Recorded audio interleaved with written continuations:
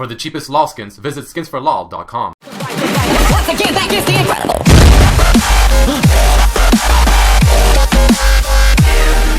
Hey guys, what is up, and I welcome you to a new League of Legends video. As I'm sure most of you are aware, Xerath recently did get reworked, and I'm here to make a video to hopefully give you guys a bit more light onto how he should be played, just in case some of you think that the rework is making him a lot worse than he was before. I've been playing him quite a bit, and I'm actually somewhat enjoying him, and there's many reasons why I enjoy him, and there's also many reasons why I don't enjoy him, so hopefully I can cover as much as I can about that in this video, while also giving you guys some tips and pointers on how to play him. So the new Xerath fills a slightly different role compared to the previous one. The old one was able to be played as a mage-type assassin champion, since he has one main combo with his ultimate and his stun that can usually lock down a squishy and burst them down. The new Xerath is more of a traditional type mage that is built more at sieging and poking. His burst potential is of course still there, but is just simply not as strong, and it's a bit more risky to use if you go all out. The main reason of this is due to his ultimate. You can't always just simply use your ultimate when trying to burst down a target that is within your range of your W and or your E, since if you don't kill them within the time frame that they're stunned, they are potentially just gonna simply get away or just turn around at you and just burst you down as well.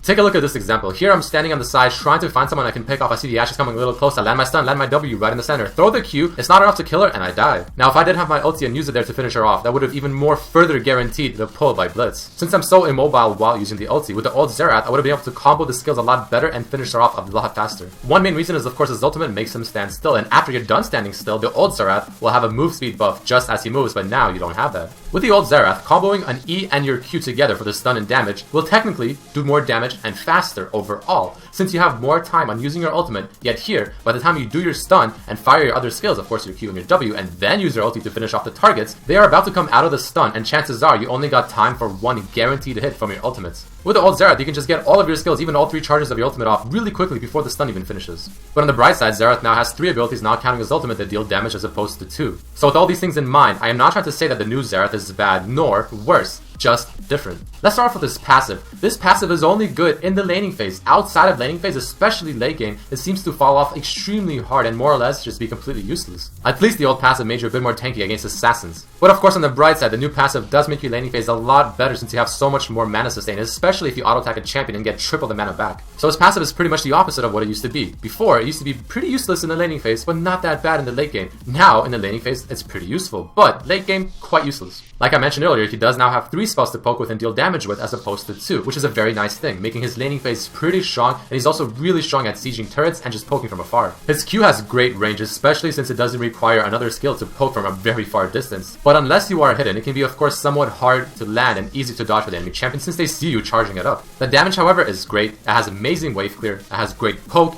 and also a really nice follow-up after your stun and or slow. You can usually blow the Q without charging it since the damage is of course the same no matter how long you hold it for, to throw it off really quickly for the fast harass after stunning, and this is what I usually do. Let's jump back to a clip I showed at the beginning of the video. As I'm going for the offense on Xiggs, you can see I'm being really close to him because I'm trying to use the Q at the closest range as I can, and to do that you have to be really close to the champion as often as possible. This of course can be very risky, so you should only do this if you are on the offensive and follow it up after your E. Let's go to his W. This skill is probably my favorite so far in his arsenal simply because hitting it in the center applies an amazing slow, huge damage, even more than his Q. In lane, this spell will deal tons of damage and is a great complement to his kit to offer some form of burst. You can always throw it off and hope to land it in the center and then follow it up with a Q harass, but if you can land your E first, the stun, your harass damage is huge, assuming you land the W of course in the center, which you should, and then follow it up with a Q. Looking at the clip I'm showing right now, you're going to see a pretty decent example of this. This is only level 2, and of course I'm trying to harass as much as I can with a Q and W, landing most of them of course at W, not in the center there, but it is still pretty decent in poke, and as the clip keeps playing on, you can see that LeBlanc goes for the CS, and I actually land my W, I believe in the center. Does pretty nice damage, and I know that I'm in the offensive, so I walk up to her, start auto-attacking her, and just really show my dominance in the lane. Once you get level 4 and level up your E, this becomes even easier, because if you can land your E at the beginning and then follow it up with a guaranteed W center hit plus the Q, your damage is quite huge. His E of course now stuns by itself, making it pretty good and not as reliant on your other skills to actually get the stun off. The damage is mediocre compared to his other skills, which is why of course you should level it last, but the main use of course for this skill is just to be used as a setup. Don't forget that the farther the range, the longer the stun, meaning that you want to try and throw it as far as you can, but then start walking up a bit in the lane so you're in range of your Q at the minimum range. The typical combo in lane is just to land your E, throw in a W, land it in the center, and then follow it up with a quick Q. An important thing to remember is that holding your Q longer will not make it deal more damage, just have longer range. If you're trying to combo in your ulti as well, you want to try stunning while being in range of your Q's lowest range so you don't waste time charging it up, so you can simply stun,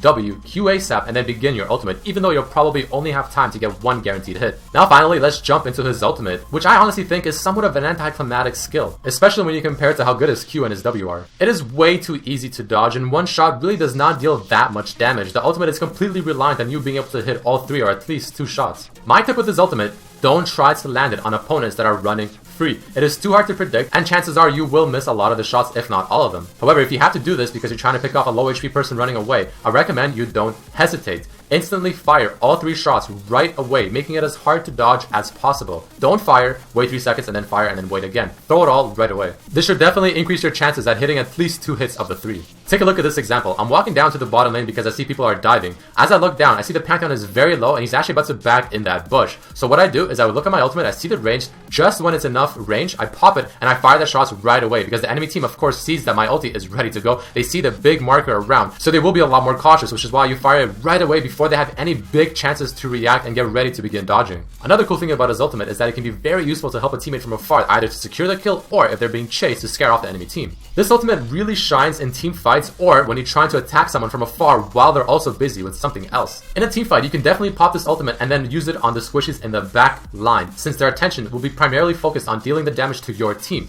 And once you either eliminate them from the fight or make him low enough to have to back, you can finally walk in and start using your other skills to help the team. I don't think it brings as much overall damage as the old ultimate would in a fight, but this one is a bit better to pick off someone that's completely in the back line. And of course, just a better global presence all around. Overall, the new Xerath is not bad, just different. Let's take a look at this clip as another example. Once more, I'm waiting on the bottom side of this area to try and pick someone off. I see the Riven, I throw my stun, deal a lot of damage, land the W, land the Q. She's again at very low HP, just like the Ashe from before. But of course, Riven being naturally super mobile, it makes it so hard for me to finish her off with my ultimates. A big problem with Xerath, and of course it's applied to the old Xerath as well, just not as much since his W gave him move speed, is that if he gets caught, it can be really hard for him to get away. He's not the worst at it since of course he does have a pretty decent stun and slow, but he's also not the best because he has no form of dash. For instance, like LeBlanc. So in this clip so far, you're going to see some really cool pickoffs and all that good stuff, but as the Pantheon finally comes in, it makes it really hard for me to get away. I mean, I almost did get away thanks to my E and W being pretty useful, but the Lizard on the Q just barely finished me off. So overall, if an assassin does jump on you, it can be somewhat difficult to get away, especially if you miss your stun, but if you land your stun and follow it up with a W, you have a decent chance. But again, it doesn't compare to someone like a LeBlanc who just has 2 dashes. So before I end this video, I want to give you guys some more final points on the new Xerath. Usually you want to use his ultimate on people that are focused on other tasks or they are CC'd.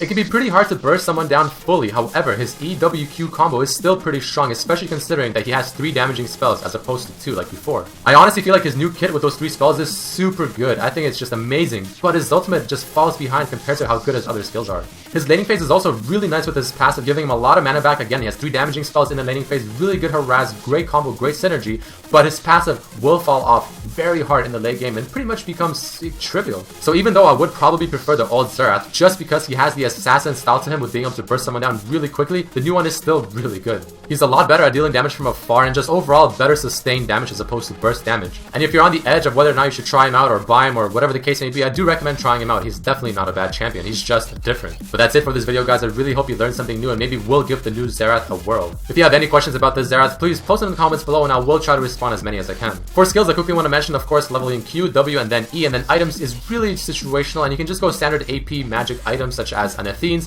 a Rabadon's, an Hourglass, and a Void Staff. But that does mark it for this video, guys. I hope you enjoyed it, and I hope to see you next time. Peace!